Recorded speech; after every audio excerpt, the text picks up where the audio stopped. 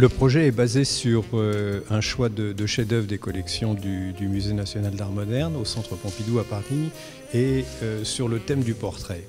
Le portrait est un genre évidemment ancien, qui est un des genres de l'Académie, et pour autant le XXe siècle et la fin du XIXe siècle ont montré des changements radicaux dans la manière d'aborder la représentation du visage.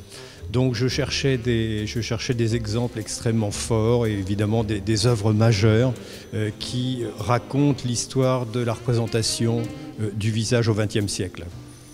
J'espère que les visiteurs de cette exposition retiendront que finalement, quelles que soient les révolutions esthétiques, même quand l'art devient extrêmement abstrait, le visage reste le visage, c'est-à-dire comme quelque chose qui est une permanence qui correspond, du point de vue de la philosophie ou du point de vue de l'éthique, qui correspond finalement à une permanence qu'on appelle philosophiquement l'être. Il y a 7 sections dans l'exposition. Il y a, je n'ai pas bien compté, mais je pense 8 salles, puisque généralement une salle correspond à une section, mais une section a 2 salles.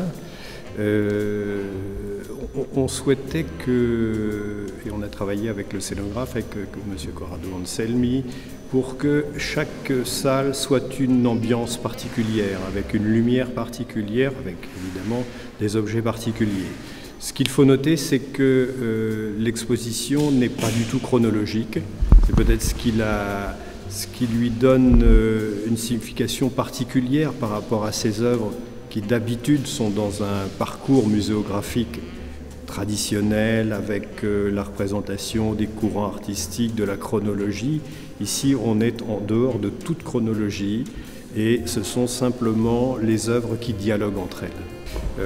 Je crois que la plupart des grands noms de l'art occidental du XXe siècle sont présents, de Picasso, Juan Gris, Fernand Léger, Francis Bacon, Alberto Giacometti, Gargallo, González, Lipschitz, Lawrence, etc. Cette salle des sculptures montre particulièrement la révolution esthétique des débuts du XXe siècle, le fauvisme et le cubisme.